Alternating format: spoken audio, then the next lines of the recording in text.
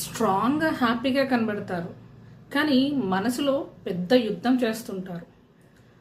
నలుగురిలో ఉన్నప్పుడు హ్యాపీగా ఎంతో స్ట్రాంగ్గా కనిపించినప్పటికీ ప్రతి చిన్న విషయానికి భయపడుతూ నాకేమన్నా జరుగుతుందేమో, నేను ఇలా చేస్తే ఎవరైనా ఏమన్నా అంటారేమో, ఈ పని నేను చెయ్యలేనేమో, నా వల్ల అవ్వదేమో అని ప్రతి చిన్న విషయానికి టెన్షన్ పడుతూ యాంగ్జైటీగా ఫీల్ అవుతారు.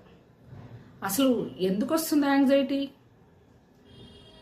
మీరు ప్రతి చిన్న విషయాన్ని భూతత్వంలో చూసినప్పుడు, మీ మీద మీకు నమ్మకం లేనప్పుడు, మీ ఎమోషన్స్ని మీ ఫీలింగ్స్ని ఎవరితో షేర్ చేసుకోకుండా మీలోనే దాచిపెట్టుకున్నప్పుడు, మీ మీద మీరు కేర్ తీసుకున్నప్పుడు మీకు యాంగ్జైటీ వస్తుంది.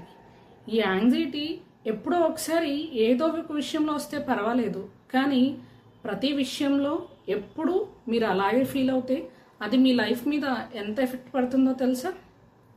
Anxiety me physical health, mental health, relationships and work life మీద కూడా ఎఫెక్ట్ చూపిస్తాయి.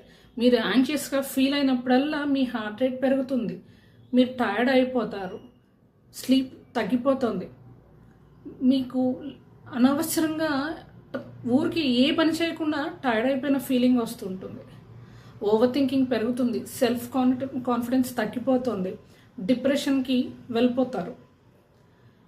అలాగే నలుగురిలో కలవడానికి ఇష్టపడరు, ఒంటరిగా ఫీల్ అవుతుంటారు, సోషల్ డిస్టెన్స్ మెయింటైన్ చేస్తూ మీకు మీరే బందీ అయిపోతుంటారు, దేని మీద ఫోకస్ చేయలేరు, ఏ పని చేయడానికి ఇంట్రెస్ట్ ఉండదు, వచ్చిన ఆపర్చునిటీస్ని అన్నిటినీ వదిలేసుకుంటూ ఓవరాల్గా మీ physical health, mental health, relationships, work life అన్నీ దెబ్బతీసుకొని మీ జీవితాన్ని నాశనం చేసుకునే పరిస్థితికి వస్తారు.